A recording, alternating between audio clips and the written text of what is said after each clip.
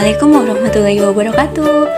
Hai teman-teman, bertemu lagi pada video pembahasan materi unsur kimia.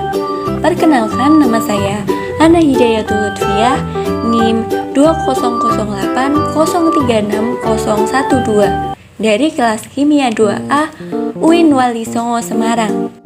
Pada kesempatan kali ini saya akan membahas tentang pengertian, asal-usul atau sejarah, cara mendapatkannya, karakteristiknya, dan yang terakhir tentang manfaat magnesium. Kita mulai yang pertama, yaitu pengertian magnesium. Magnesium adalah suatu unsur kimia dalam tabel periodik yang memiliki lambang Mg dan nomor atom 12. Ia merupakan golongan 2A unsur alkali tanah. Perlu teman-teman ketahui juga bahwa magnesium adalah unsur paling melimpah ke-8 di kerak bumi dengan nomor massa 24,31. Nah, sekarang kita akan belajar sejarah magnesium. Jadi pada tahun 1618, seorang petani di Epsom di Inggris mencoba memberikan sapinya air dari sebuah sumur. Namun, sapi-sapi tersebut menolak untuk minum karena airnya yang pahit. Namun, petani tersebut malah memperhatikan bahwa air tersebut sepertinya menyembuhkan goresan dan ruam. Ketenarannya garam Epsom menyebar.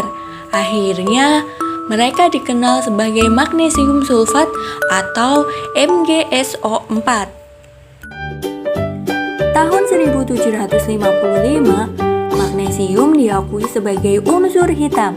Kemudian 1808 pertama kali diisolasi oleh Sir Humphrey Davy di Inggris.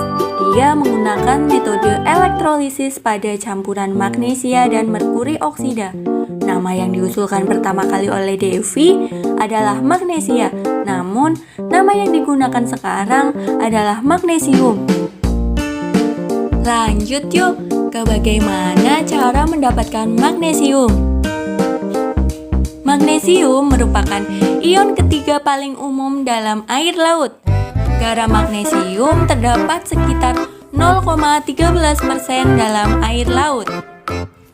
Metode yang digunakan untuk mendapatkan magnesium terdiri dari metode elektrolisis dan metode reduksi termal. Pada metode elektrolisis, air laut dicampur dengan kapur atau kalsium hidroksida dalam tangki pengendapan.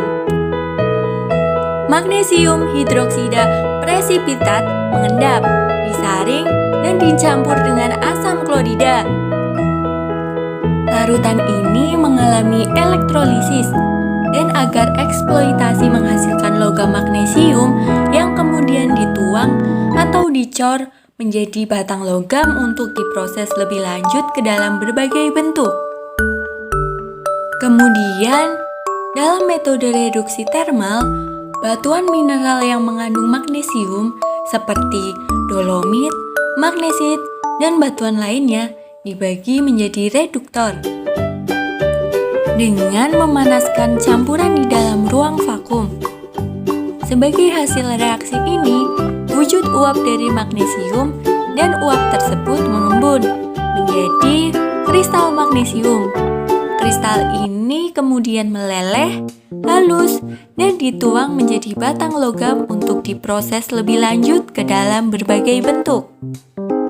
Selanjutnya kita akan membahas tentang karakteristik magnesium.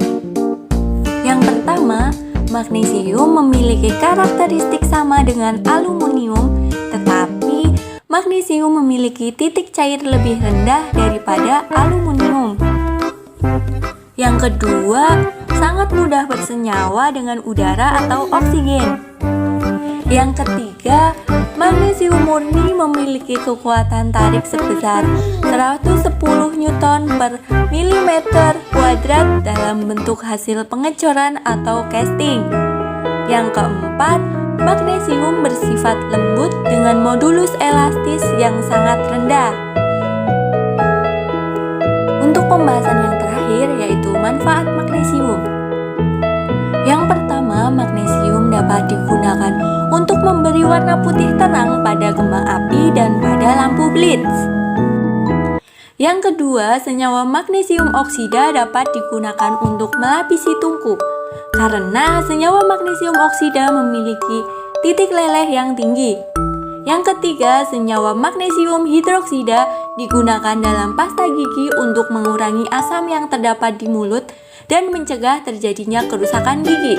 Yang keempat, membuat campuran logam semakin kuat dan ringan, sehingga biasanya digunakan pada alat-alat rumah tangga. Kita lanjut ke manfaat magnesium untuk kesehatan.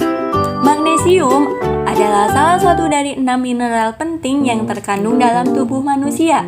Di antaranya, yang pertama, membantu membangun tulang. Yang kedua, memperbaiki penampilan fungsi saraf. Yang ketiga, merupakan elemen yang sangat penting untuk penghasil energi dari makanan yang diasup oleh manusia. Yang keempat, obat penyakit MAH dan obat pencahar. Yang kelima, mengatur reaksi biokimia yang beragam dalam tubuh, termasuk sintesis protein untuk otot dan fungsi saraf, mengatur kadar glukosa darah, dan regulasi tekanan darah. Yang keenam, magnesium diperlukan untuk produksi energi, fosforilasi oksidatif, dan glikolisis. Saat ini memberikan kontribusi untuk perkembangan struktur tulang dan diperlukan untuk sintesis DNA, RNA, dan glutasion antioksidan.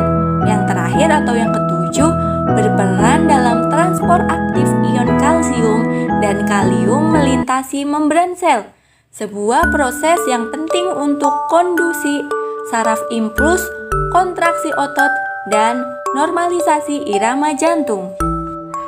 Berdasarkan penelitian yang dilakukan selama lebih dari 150 tahun, magnesium terbukti membantu meningkatkan sistem kekebalan tubuh dengan cara memproduksi sel darah putih 3 kali lipat dalam kondisi seseorang yang sedang terserang penyakit, menguatkan tulang-tulang, menurunkan kadar gula darah ke angka yang normal, menstabilkan tekanan darah pada penderita hipertensi, memperbaiki kemampuan seks atau mencegah ejakulasi dini, dan terlibat dalam proses metabolisme energi dan sintesis protein. Kemudian, apa sih yang terjadi jika tubuh kita kekurangan magnesium? Jadi, gejala kekurangan magnesium terjadi akibat kurangnya kandungan magnesium dalam asupan makanan seseorang. Gejala kekurangan magnesium juga terjadi pada pengguna atau orang yang mengalami ketergantungan alkohol, orang yang sedang dalam proses pengobatan atas suatu penyakit, dan pola hidup yang membiasakan konsumsi makanan instan. Tanda-tanda awal kekurangan magnesium antara lain hilangnya nafsu makan, mual, muntah, mudah mengalami kelelahan, lemah, kadar gula tinggi, kadar kolesterol tinggi, sering tegang di pundak dan tengkuk. Kekurangan magnesium parah dapat menyebabkan hipokalsemia atau hipokalemia, atau biasa disebut dengan kadar serum kalsium dan atau kalium yang rendah. Selain ada kekurangan, tentunya ada kelebihan. Kita bahas kelebihan magnesium dalam tubuh yuk. Jadi, jika mengonsumsi magnesium ini secara berlebihan, maka terjadilah hipermagnesemia. Biasanya, hipermagnesemia sering terjadi pada orang-orang yang telah mengalami gagal hati atau gagal ginjal stadium akhir. Pasalnya, ginjal atau hati tidak dapat bekerja dengan optimal untuk membuat kadar magnesium dalam tubuh tetap seimbang. Ginjal mengalami kerusakan, tentu tidak bisa membuang kelebihan magnesium keluar tubuh, sehingga terjadi penumpukan mineral di dalam darah. Sekian materi yang dapat saya sampaikan kali ini. Kurang dan lebihnya saya mohon maaf. Sampai jumpa di materi selanjutnya. Wassalamualaikum warahmatullahi wabarakatuh.